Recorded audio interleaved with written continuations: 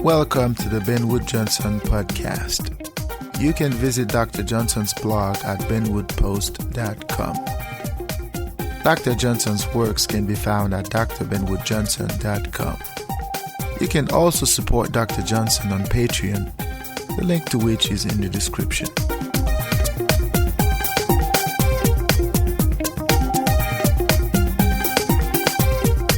Hey, welcome back to the Ben Wood Johnson podcast. Today is September 18th, 2023, and this is podcast number 75.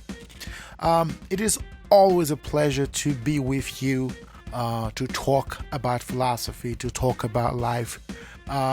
Today we are going to continue our series on me. Like I said, this season is dedicated to me. I am going to share personal stories, though the intention is not to call out a specific individual, but to give you a sense of what I've been going through as an immigrant, as a black man in the United States. And quite frankly, it is a very displeasing moment in my life, and I would give the world to get out of this, and I would not wish what I'm going through, not even on my enemies. This is to tell you how bad it is. Nonetheless, I am going through a very difficult time, and it seems like everything I touch turned into, what, I don't have to say it, but it is not gold, to put it this way. So it is a very horrible, difficult time for me, but I'm holding on. I am hanging on. I am strong, and I think I have what it takes to withstand this. Now, for how long, I don't know. That is why I want to go home. I want to go back where I come from, as they say. I'm tired of this. I'm tired of living in this world where I am the target. I'm just like a piñata. Everybody wants to, to take a swing at me, and I have no recourse, I have no help, and I feel tired of it, and quite frankly, it's demoralizing. But anyway, thank you for being here. Thank you for tuning in at this hour. This is always a great pleasure to have you with me, and if you have the opportunity, please subscribe. Please like and subscribe if you're watching us on YouTube. Without further ado, let us delve right into it.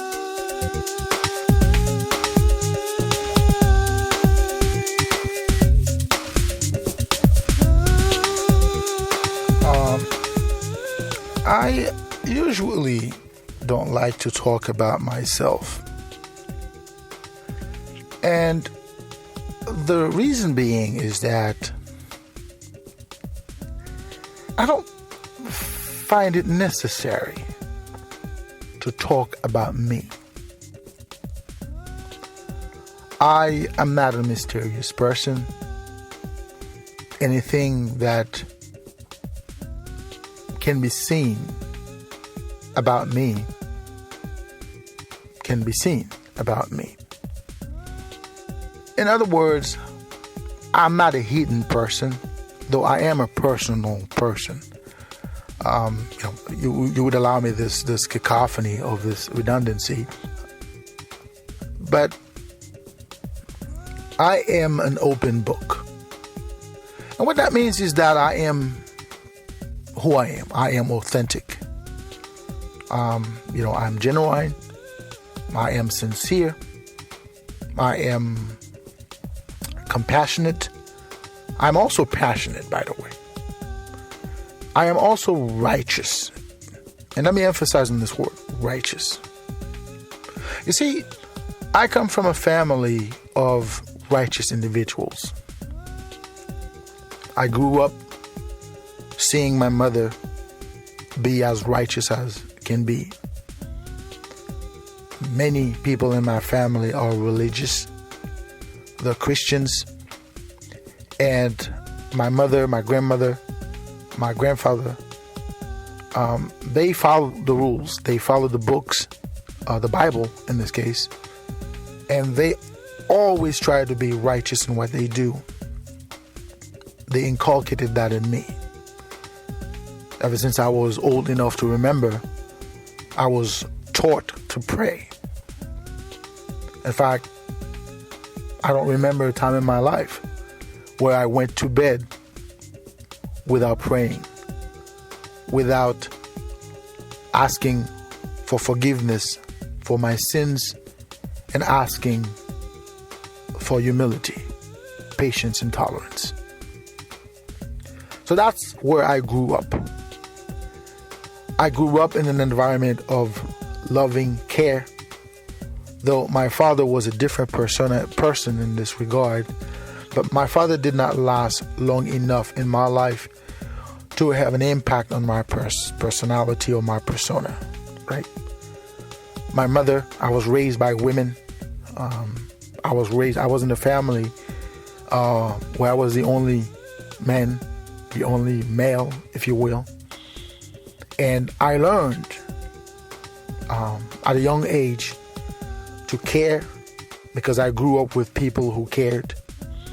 I also learned to respect, and I also learned to defend those who couldn't defend themselves.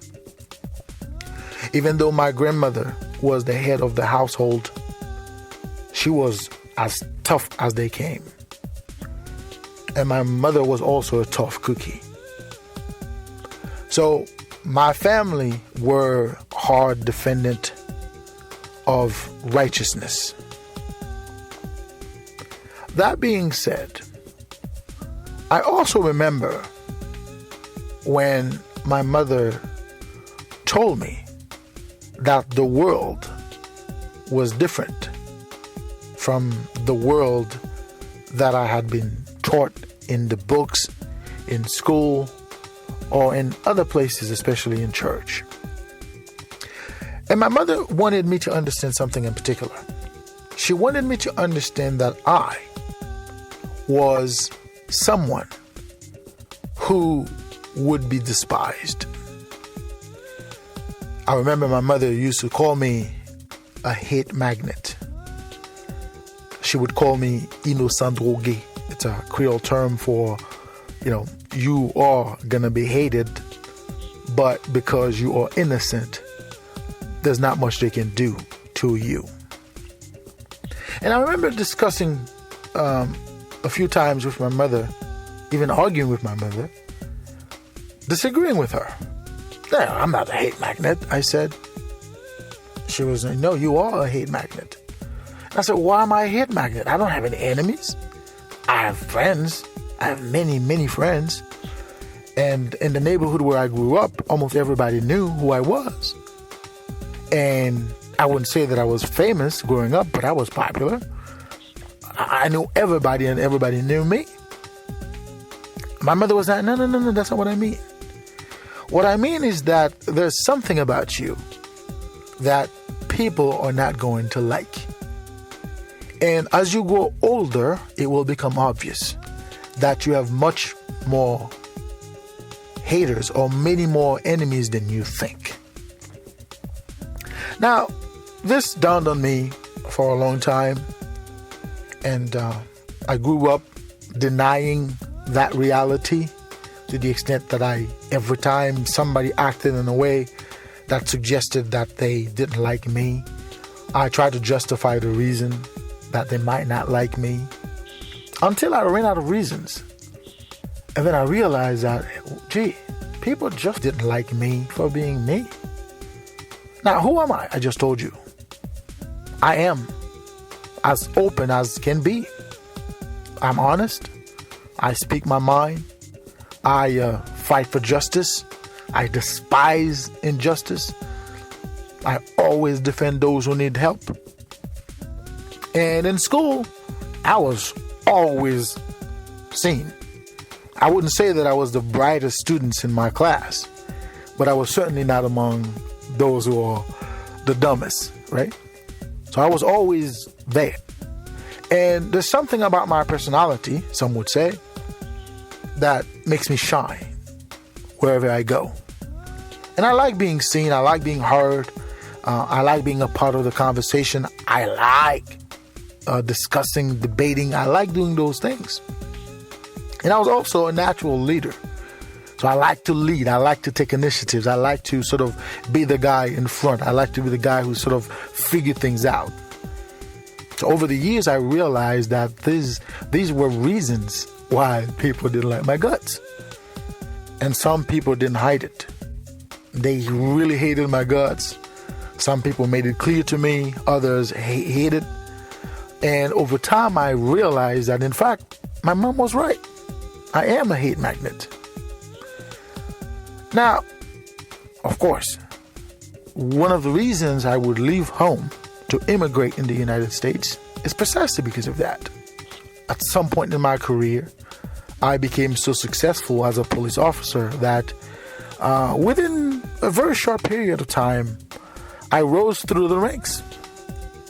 Okay? At some point, I was in charge of one of the most powerful units in the presidential security unit. So I was in charge of literally protecting the president's life. And I loved doing my job. I was good at it, and being a leader was something that I've always done. As a karate instructor, I've always led people. I taught English, I taught Spanish, I tutored people. I've always been good at that. Then I realized that this is exactly what people hate the most in me. Of course, we could debate other reasons why people may hate a person like me. Now, when I came to America, I was under the illusion, and I'm using the word illusion because the idea that America is a place of democracy, it's a place of fairness, it's a place of equality, it's an illusion. There's no such a thing in America. Now, a caveat, I do not hate America, okay? I want it to be clear as I move along here. And I have to say that because people may assume that I'm one of those haters of America. I hate them. No, absolutely not. In fact, I love America. Okay? I love America. I love being in America. At least I used to love being in America. Not anymore. But as a whole, I love America. It's a great place to live. It's a great place to be. But I've also realized over the years that America is a very dangerous place. It's a dangerous place because this is one of the most advanced societies in the world, in human history. And people come here from all over the place. They come from different backgrounds, different lifestyle, different levels of accomplishment in their lives, right? And when you come to America, the opportunities, for the most part, are there. So anyone could become anyone in America, right? Those of us who were born to be, we are going to be in America. But those of us who weren't born to be, all of a sudden you have a shot. You have a possibility to be, right? And when people like that become, they're likely to resent those who were born to be. And I would be a little bit pompous here. I was born to be. As I have described myself to you, I was born to be somebody. In fact, ever since I was a child, I was somebody. Like I said, everybody knew my existence. And I knew theirs as well. So I was born to be. And I have been ever since I was a child. My whole life, I can recall times and times again where I was something. I was doing something important in my community for the people around me. I've always been somebody. Now, when I came to America, I found out that there are a lot of people who would have never been, but for the fact that they are in America, right? If these people grew up in the society where I grew up, they would have never been. Because these people are full of resentment. These people are full of anger, hatred, a desire to destroy others. And they're never contented. They're never satisfied with what they have. They always envy the other. They always want to have what the other has. Of course, this reality is manifested in many ways, one of which is racism, which we've talked about here. And racism is the trademark of the American society because the society itself, the social system, the economic system makes it possible for people to hate one another and get away with it. Right? So I have learned this over the years, that this environment makes it auspicious for people to despise one another. And one of the things that I've learned over the years is that it is not necessarily a race thing, though racism is a manifestation of that.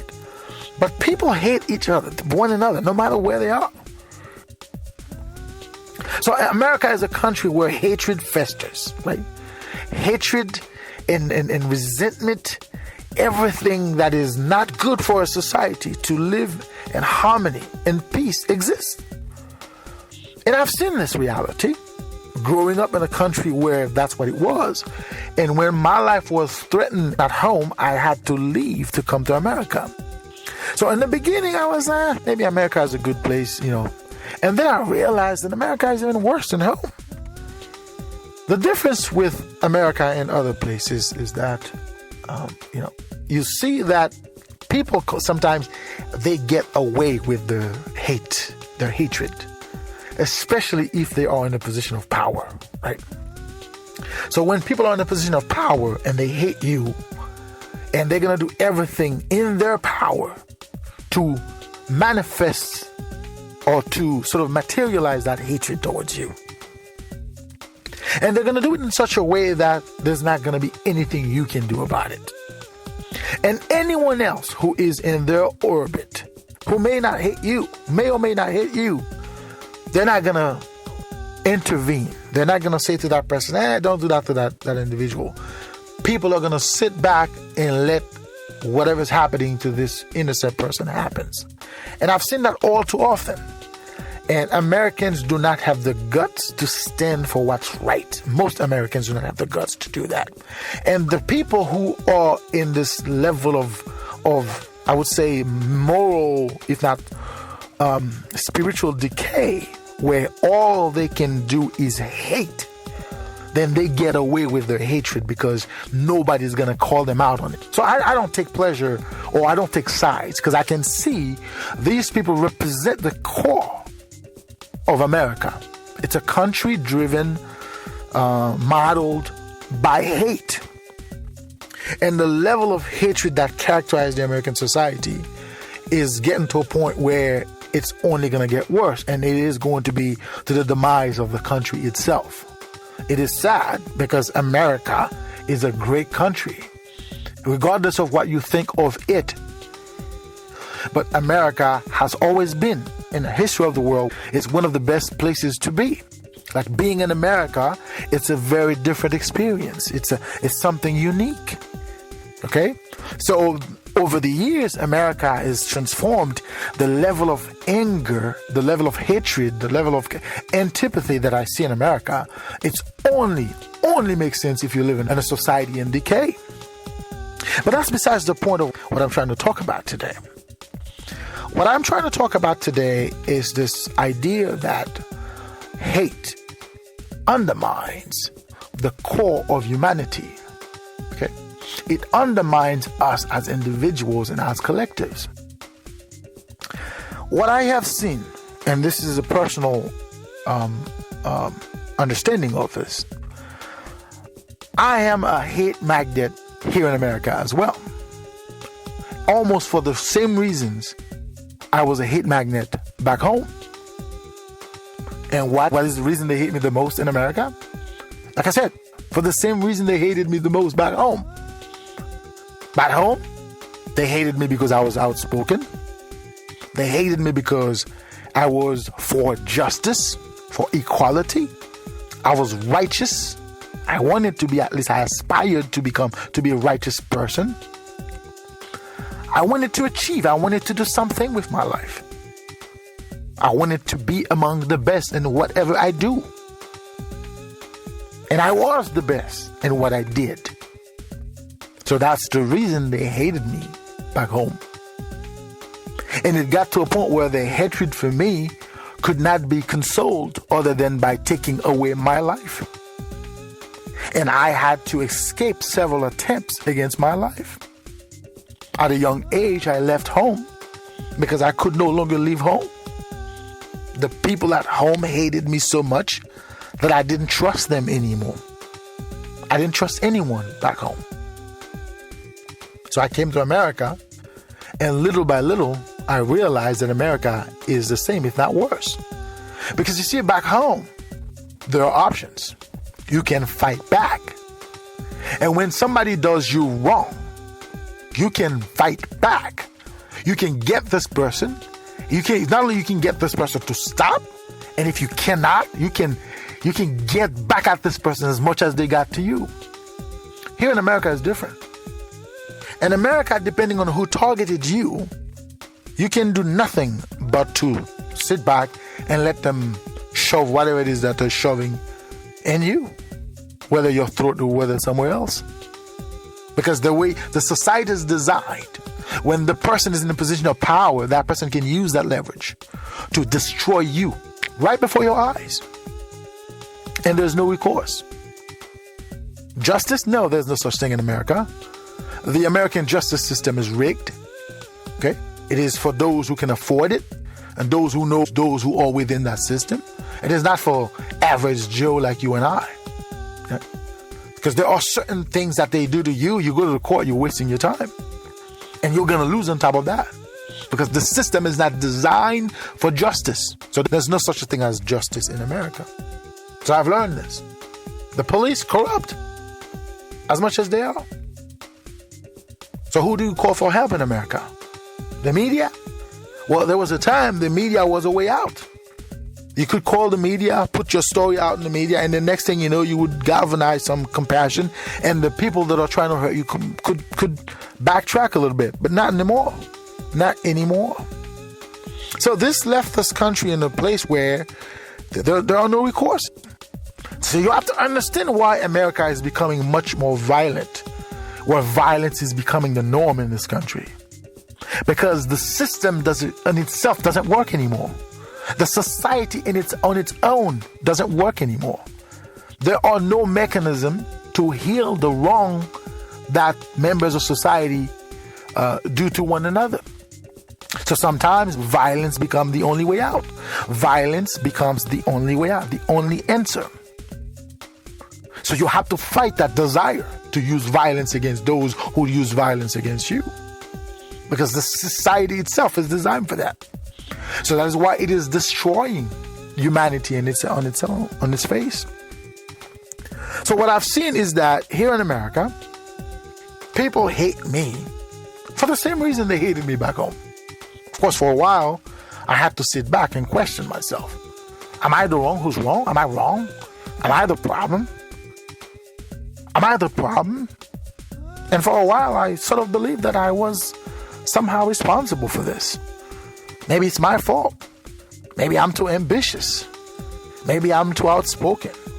Maybe I shouldn't open my mouth. I shouldn't get involved in things that don't concern me. Maybe I should just keep a little low profile. But then I realized that even that doesn't help. Because even when I keep myself as low profile as possible, people still find a way to target me. Why? Well, exactly for the same reasons. Here in America, I am also a high achiever. I am also outspoken. I am also ambitious. I want to succeed, and I do succeed. And people can't stand it. Right? But the point is that I realize the society is going down because there's too much hatred. Recently, I had a very negative experience. The last 2 years have taught me many lessons. I have spent the last 2 years trying to better myself. And as I tried to better myself, I found myself in a situation where people were trying to destroy me for it. A couple of individuals whom I interacted with over the last 2 years have set up traps for me, making things impossible for me, hoping that I would either give up or falter. Now, this is against who I am. I like to achieve. I like to succeed. No matter what it's in front of me, I am going to face it with integrity. And I have done just that. But I could not but thinking, why are these people trying to hurt me so much? Like, why are they trying to hell bent on destroying me so much? Like, it baffles my mind sometimes. Like, I've tried my best to be as righteous as possible in this country. I respect people. I do everything by the book. I follow the rules. I just don't understand it. But somehow, these people are lost in their soul. Their spirits have been decayed. And they've targeted me, and not only me nowadays, it's even my family, right? They've gone after my wife. They've gone after my child. And I feel like they're not going to stop. And I have come to this point where I have to say to myself, well, what is it going to be? Are you going to keep sitting back and let them do you? Right? Now, so far, I don't have the answer yet. I don't know what I'm going to do. Here's what I do. No. But I'm not the kind of person who takes it in. I'm not the kind of person who takes it in. By nature, I'm a fighter. I'm a warrior. By nature, that's who I am. Now, in America, I have withheld myself from fighting back. I've tried not to fight back against these people. And the reason I've not fought back, I did not fight back against these people, is because I still believe that humanity can change. I still believe that at some point, some good, something righteous can come out of it. Like those who have targeted me, who are targeting me and my family, at some point they're going to snap out of it and they're going to say to themselves, why are we targeting this guy for so much? I'm hoping they will. But I do know that I'm not the kind of guy who just takes it in.